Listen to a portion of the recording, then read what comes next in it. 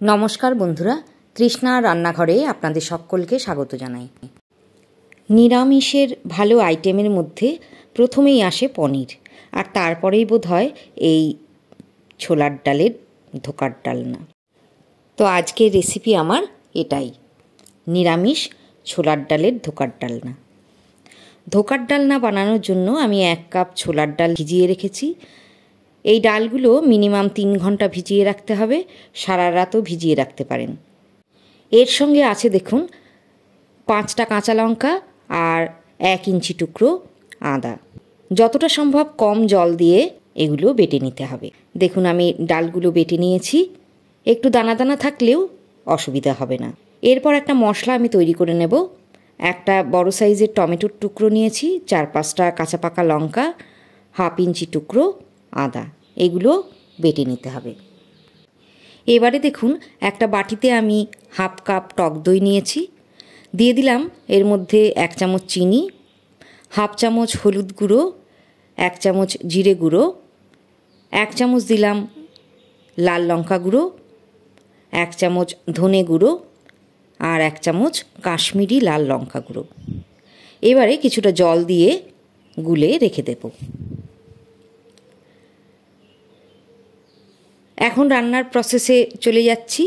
কড়াইতে 2 চামচ সর্ষের তেল দিয়েছি, তেলটা ভালো করে গরম করে নিতে হবে।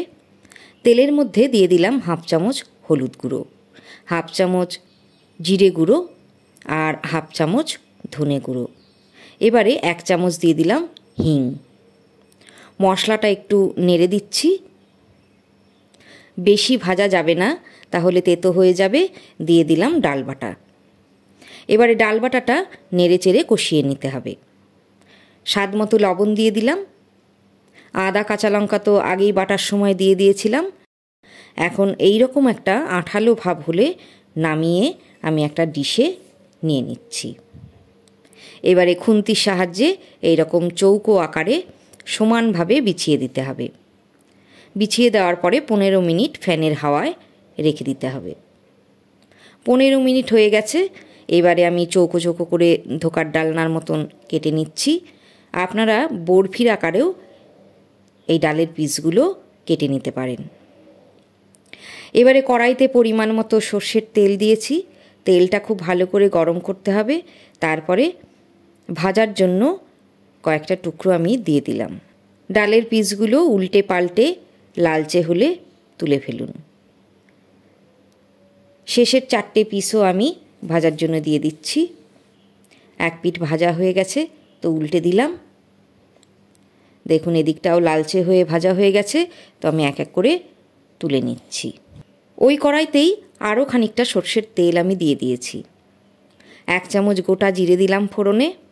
এবারে ডুমো করে কাটা 10-12 পিস আলু দিয়ে দিলাম। আলুটা আমি 1 মিনিট মতো ভেজে নেব। 1 মিনিট ভেজে নেওয়া হয়ে গেছে। এখন দিচ্ছি মিক্সিতে বেটে নেওয়া লঙ্কা, টমেটো আর আদার পেস্ট। একটু নাড়াচাড়া করে নিতে হবে। এগুলোও আমি আরও 1 মিনিট কষিয়ে নেব। 1 মিনিট পর বাটিতে গুলে নেওয়া গুঁড়ো মশলাগুলো আর দইটা দিয়ে দিলাম। যেহেতু দই আছে সেই জন্য এই সময় অনবরত নাড়তে হবে। 2-3 মিনিট কষিয়ে নেওয়ার পর দেখুন এরকম যখন তেল ছাড়তে শুরু করেছে, এই সময়ে দিয়ে দিলাম গ্রেভির জন্য জল।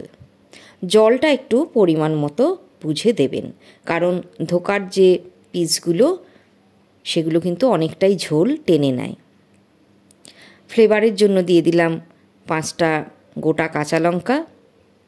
ঢাকনা বন্ধ করে দিচ্ছি। রান্না করতে হবে ততক্ষণ পর্যন্ত যতক্ষণ না আলুগুলো ভালো করে সেদ্ধ হয়ে যায়।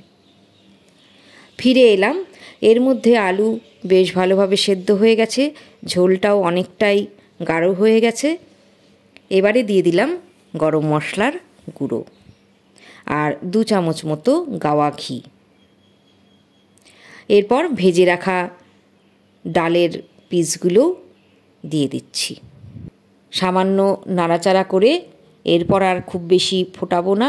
ওভেনের আঁচ বন্ধ করে দিয়ে ঢাকনা বন্ধ করে রাখতে হবে।